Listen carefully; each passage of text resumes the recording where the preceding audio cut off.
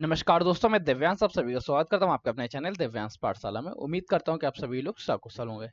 The current affairs के आज के सेशन में सभी का विशेष स्वागत है। जो हमारी 6th क्लास है, हम लोग इसमें लगातार 2024 के करंट अफेयर्स का रिवीजन कर रहे हैं। अभी तक हम लोगों ने रिवीजन किया है जनवरी माह के बारे में।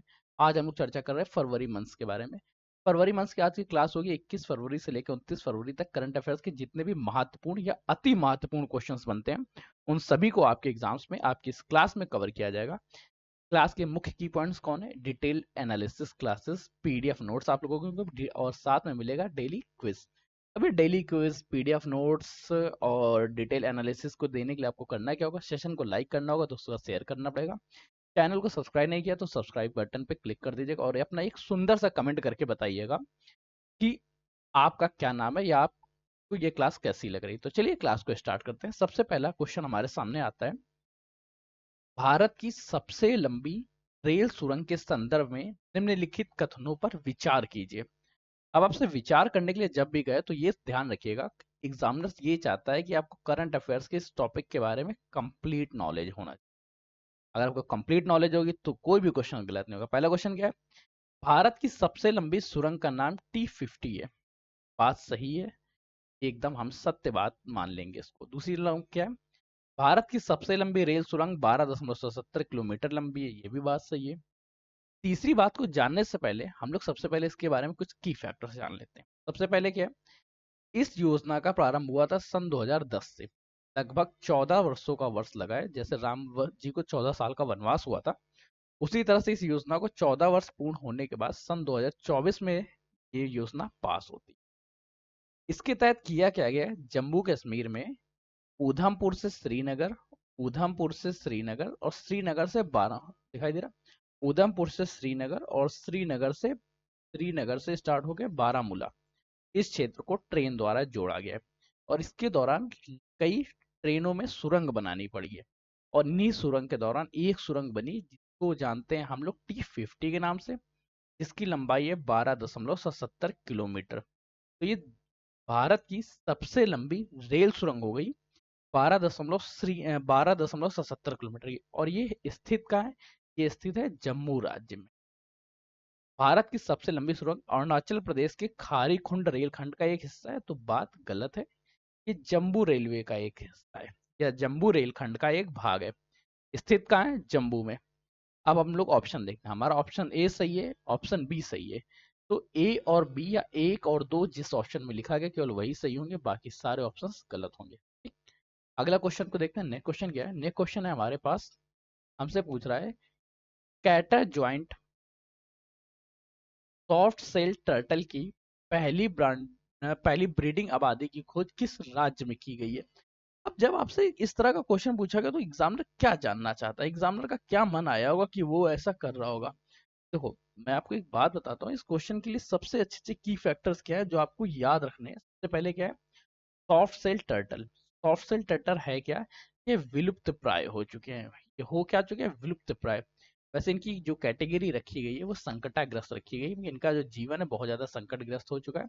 इनकी खासियत क्या होती है? इनका जो हेड होता है, जैसे आपने कछुए देखा होंगे, कछुए का एक टॉप होता है, वो टॉप जो होता है ये बहुत स्ट्रांग होता है, परंतु इनका ये स्ट्रांग टॉप ना होगा, इसका बड़ा सॉफ्ट सा टॉप होता है।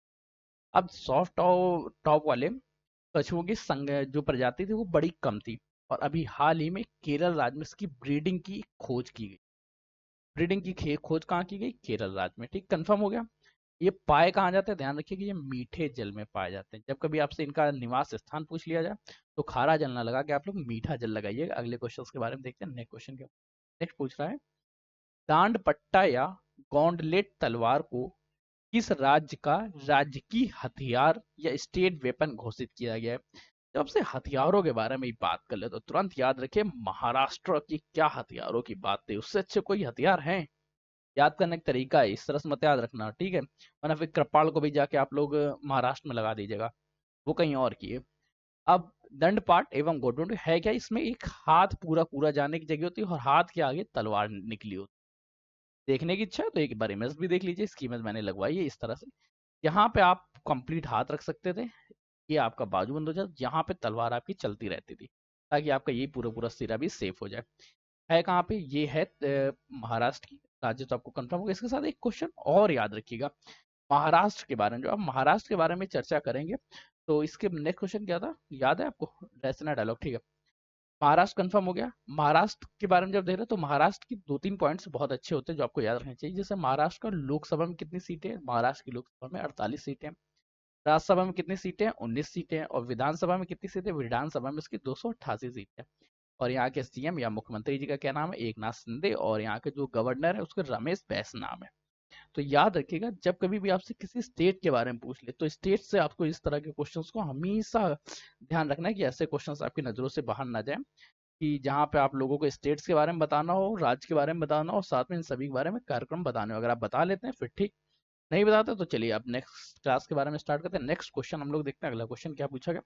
अगला क्वेश्चन हमसे पूछ रहा है कि फरवरी 2024 में आयोजित रैसीना डायलॉग के नवे संस्करण के मुख्य अतिथि कौन थे। तो ये याद रखिएगा फरवरी में जो रैसीना डायलॉग था ये होता क्या है, नई दिल्ली में होता है।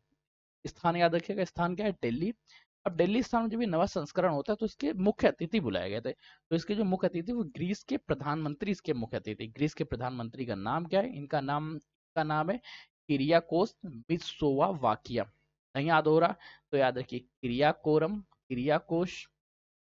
किरियाकोस मित्सोताकिम, मित्सोताकिम, ठीक। एक बार इमेज देख लीजिएगा तो शकल से आपको बहुत अच्छे से नाम याद हो जाएगी। ये है क्या, ये है नवा संस्करण है किसका, रैसीना डायलॉग। उसके ये चीफ गेस्ट बने थे, मुख्य रैसीना डायलॉग, उसके ये मुख्य डायलॉग, ठीक है, उसके ये मुख्य अतिथि बने थे। अगला क्वेश्चन देखते हैं, किस राज्य सरकार ने कक्षा 1 से 12 तक के छात्रों के लिए सप्ताह में एक बार बैगलेस स्कूल की शुरुआत की। मैं सच बताऊं, अपने पूरे के पूरे स्कूल में, स्कूल टाइम में हमेशा मनाता रहा काश आज एक दिन की छुट्टी हो जाए, काश बैग का वजन कम हो जाए। ये बैग का वजन ही नहीं कम होता था।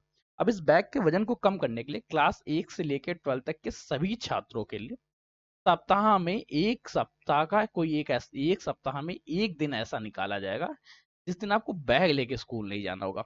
आपकी शिक्षा ओरली कर कराई जाएगी। हो सकता है आपको खेल खिला के आपके शारीरिक स्वास्थ्य को देखा जाए, या आपको ओरली शिक्षा दी जाए। अब इस तरह की जो मुहिम मुहिम जारी की गई है, ये मध्य प्रदेश राज्य ने जारी की है। उत्तर प्रदेश राज्य के साथ मैं इतनी जल्दी अभी उम्मीद नहीं करता हूँ कि ये इतना मोटिवेट करेगा।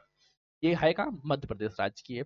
अब हम लोग जब कभी मध्य प्रदेश का नाम लेंगे अगले क्वेश्चन के बारे में स्विच करेंगे, क्योंकि मध्य प्रदेश की क्लास के बारे में कल के दिन चर्चा की थी। मध्य प्रदेश में लोकसभा की सीटें कितनी, राज्यसभा की सीटें कितनी और विधानसभा की सीटें की हैं, ये 3 चीज आप कमेंट करके बताइएगा। मध्य प्रदेश के सीएम और यहाँ के गवर्नर का नाम भी आप लोग कमेंट करिएगा। इसको बारे में इसलिए नहीं बता रहे क्योंकि इस बारे में हम लोग कल की क्लास में चर्चा कर चुके हैं। अगला क्वेश्चन है हमारे पास, फरवरी 2024 में समक्का सरलम्मा मेद्राम जाताराम किस राज्य में आयोजित किया गया। ये एक तरह का फेस्टिवल है, एक तरह का फेस्टिवल तो जानते होंगे किसे कहते हैं, उत्साह है। ये होता क्या, ये आदिवासियों द्वारा किया जाता है देवी देवताओं की पूजा के लिए, आदिवासियों द्वारा किया जाता है। और मैंने आदिवासी गलत लिख दिया, आई एम सो सॉरी। आदिवासी तेल लगाने के बाद भी आदिवासी गलत लिखा, आदिवासी जनजातियों द्वारा किया जाता है, वो भी किस लिए, देवी देवताओं की पूजा करने हेतु, ठीक है। अब ये मनाया कहाँ जाता है, ये मनाया जाता है तेलंगाना राज्य में मनाया। अब तेलंगाना के नाम से तेलंगाना से तुरंत याद रखिए, तुरंत यहाँ की लोकसभा सीटें कितनी है, राज्यसभा सीटें क्यों, विधानसभा कितनी है।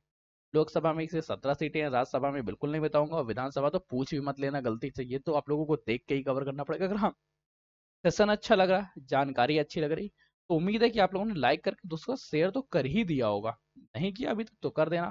चैनल पे अभी तक देख रहे थे चैनल को सब्सक्राइब कर लीजिएगा, क्योंकि पूरी की पूरी वीडियो इस तरह की कंप्लीट सेशन अब हम लोग एक नई चीज लेके आ रहे हैं। उस चीज को हम लोग जानते हैं पॉलिटी के बारे में। पॉलिटी के क्या रहेंगे, पीवाईक्यू। पीवाईक्यूज का मतलब क्या है, एक तो हम लोगों ने पूरी पूरी पीवाईक्यू सीरीज, क्यूआरएस सीरीज चालू कर रहे हैं। सीरीज का नाम है क्यूआरएस अर्थात क्विक रिवीजन सीरीज। रहेंगे क्या इसमें प्रीवियस ईयर क्वेश्चंस रहेंगे, आपके एग्जाम्स कवर किए जाएंगे। इसमें एसएससी के एग्जाम रहेंगे, उत्तर प्रदेश अधीनस्थ सेवा चयन आयोग के अंतर्गत एक के सारे एग्जाम्स रहेंगे। साथ में इन दोनों के साथ हम लोगों ने कवर किया इस बार रेलवे एग्जाम्स को भी।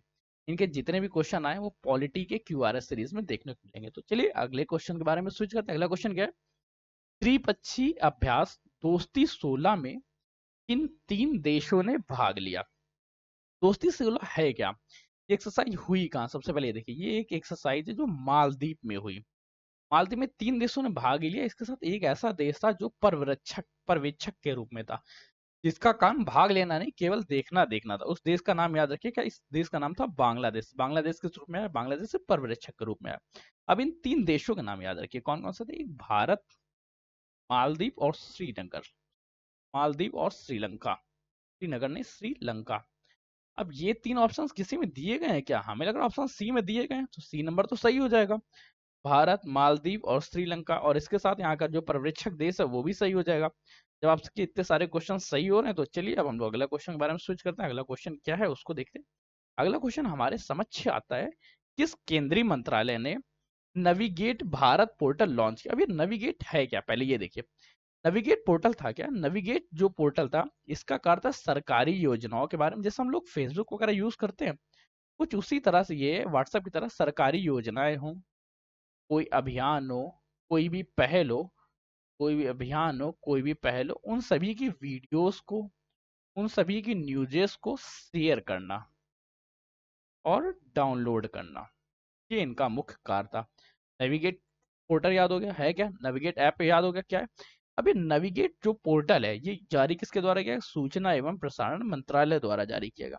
अगला क्वेश्चन देखते हैं। अगले क्वेश्चन है, हाल ही में स्वदेशी रूप से विकसित digital fly by wire flight control F DFCC को किसके द्वारा एकीकृत किया गया? क्वेश्चन अजीब सा लगा, नहीं समझ में आया है क्या? देखिए सबसे पहले तो सब कुछ हटाइए। फ्लाई बाय वायर ये क्या होता है? फ्लाई बाय वायर मतलब क्या है? आप उड़ रहे हैं तो आपने जैसे ये हैंडल, ये जॉयस्टिक को आपने आपके सिग्नल दिया। अभी तक क्या कहते थे? ये सिग्नल हम लोग मैनुअल फॉर्मेट में सिस्टम को देते हैं। अब क्या होगा? ये सारे सारे सिग्नल एक सिस्टम पे जाएंगे, एक पीसी पे जाएंगे, वो सिस्टम कंट्रोल करेगा कि कितना अप करना है, कितना डाउन करना है, कितना क्या करना है। इसे बोलते हैं fly by wire. Fly by wire control system स्वदेशी रूप से विकसित किया गया। किसके द्वारा लिया गया, किस में लगाया गया? वो लगाया गया तेजस में। तेजस स्वदेशी, स्वदेश द्वारा निर्मित, भारत द्वारा निर्मित फ्लाई बाय वायर सिस्टम का उपयोग करेगा, और ये उपयोग करने वाला ये पहला फ्लाइट भी बन गई। अगले क्वेश्चन के बारे में देखते हैं। अगला क्वेश्चन हमसे क्या पूछ रहा है?